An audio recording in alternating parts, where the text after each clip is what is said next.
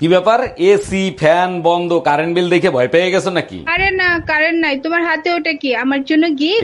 এটা তোমার জন্য গিফট। অনেক সুন্দর না? অনেক সুন্দর, কিন্তু ওটা তো ছেলেদের বেল্ট, আমার দরকার নাই। দরকার আছে, এতে কারেন্ট বিল কম ওঠে। Bye bye. আরে অরুণ ভাই, এত সকালে ব্যাগ গুছাই কোথায় যাচ্ছেন আপনি? হসপিটালে যাচ্ছি ভাবি, আপনারা বলতে ভুলে গেছে আমি না বাপ হইছি। এক মিনিট, আপনার ইচ্ছামের কারণে ভাবি 2 বছর আগে আপনারে ছাইরে চলে গেছে, তাইলে বাপ হইলেন কি করে? আসলে কি বলবো ভাবি, মাঝে মাঝে আমি না মাপ চাইতে যাইতাম।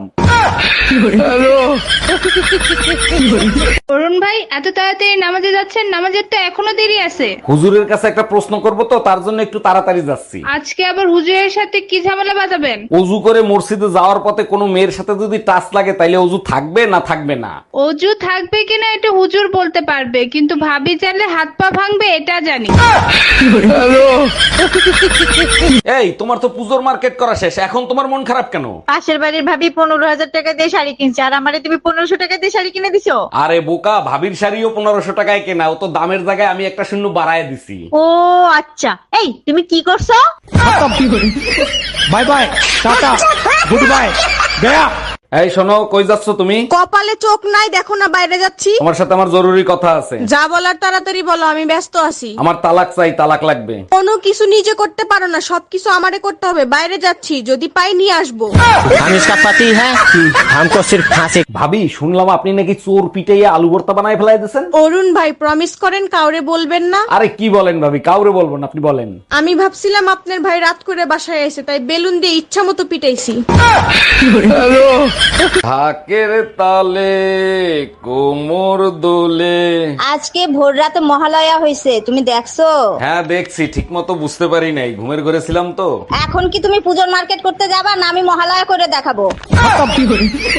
Bye bye, tata, good bye, Gaya.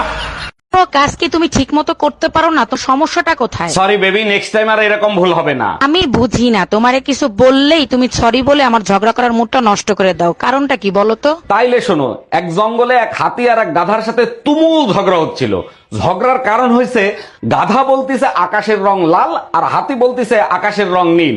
অনেকক্ষণ ঝগড়া হওয়ার পর দুজন মিলে সিদ্ধান্ত নিল বাঘের কাছে নালিশ দিবে। বাঘের কাছে তারা দুজন গেল, বাঘ সবকিছু শুনলো, শুনে বাঘ হাতিকে সাজা দিল। তখন হাতি বলল, আমি তো সত্য কথা বলছি, আকাশের রং নীল, তাহলে আমাকে সাজা কেন দিলেন?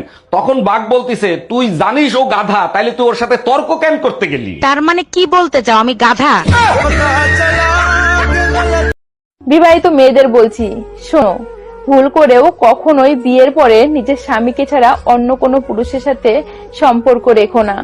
সে তোমাকে অনেক স্বপ্ন দেখাবে, অনেক মিষ্টি মিষ্টি কথাও বলবে, কিন্তু সে তোমাকে কখনোই বিয়ে করবে না। তোমার সারা জীবনের দায়িত্ব সে কখনোই নেবে না। একটা কথা মনে রেখো, 10 মিনিটের দায়িত্ব সবাই নিতে পারে, কিন্তু সারা জীবনের দায়িত্ব স্বামী ছাড়া কেউ নিতে পারে না।